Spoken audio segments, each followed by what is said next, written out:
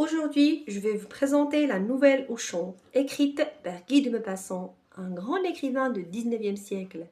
Cette nouvelle fait partie du courant réaliste et naturaliste, c'est-à-dire qu'elle décrit la réalité telle qu'il est, sans l'embellir, avec ses injustices, ses souffrances et ses vérités sociales. Maupassant ici veut montrer vraiment la vie dure des paysans, mais aussi faire réfléchir sur les choix moraux que la pauvreté peut leur imposer.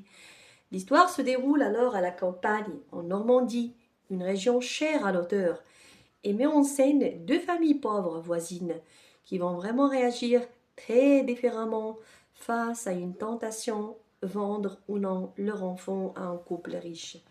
Commençons par la présentation de l'auteur.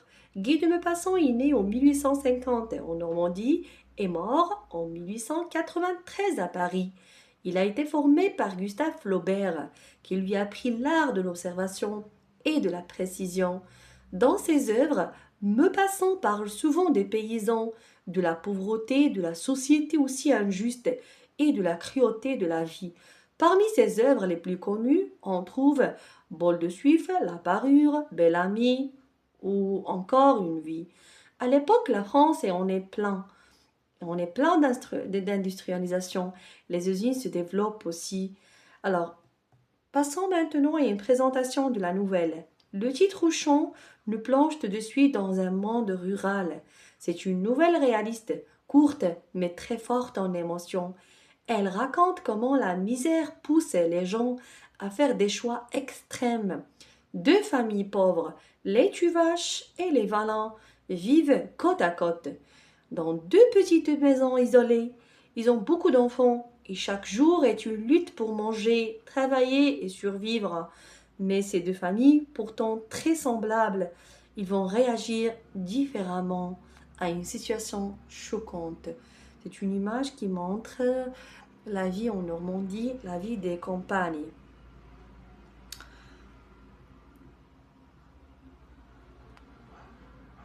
Les contextes et les personnages, les Valents et les Tuvaches. Les Tuvaches, ils représentent la dignité et la morale. Pauvres, mais ils sont fiers. Ils refusent de céder à la tentation de l'argent. Cependant, Maupassant montre que cette fierté est un prix. La solitude le rejet aussi.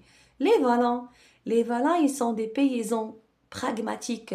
Ils vendent leur enfant non pas par égoïsme, mais pour lui offrir une meilleure vie. Maupassant ne les juge pas. Il montre leur souffrance et leur courage. Charlotte. Charlotte, c'est le fils de Tuvache. C'est la victime du destin. Il subit à la pauvreté et finit par errer ses parents. Son amertume est incompréhensible, mais injuste. Jean Valin. Elle est devenue un jeune homme élégant. Il symbolise la réussite grâce à la richesse, mais aussi la séparation des classes sociales. Il n'appartient plus à son monde d'origine.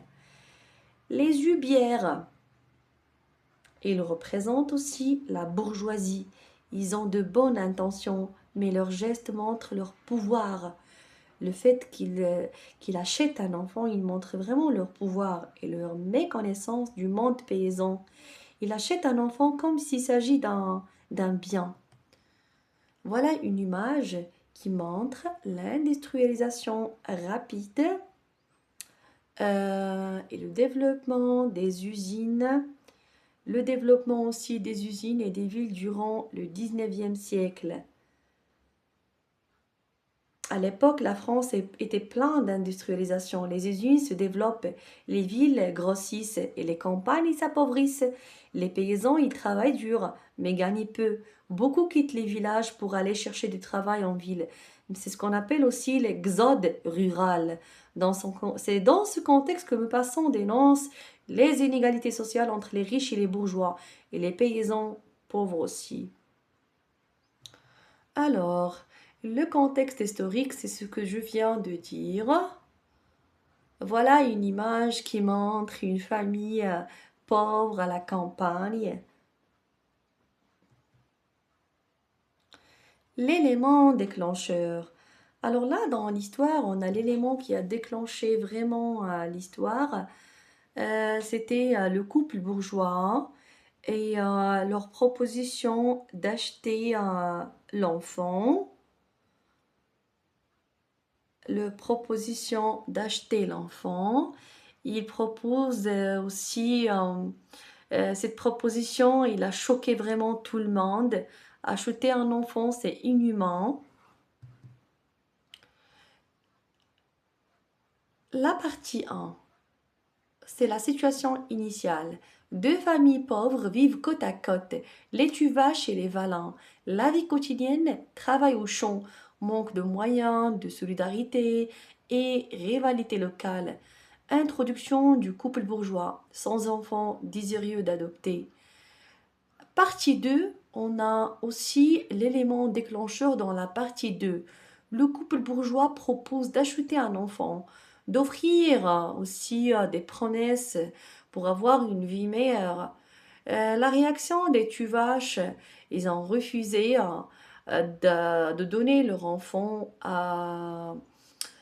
mais par contre, les Valins, ils ont accepté, les ont acceptés pour ne pas rester dans la misère.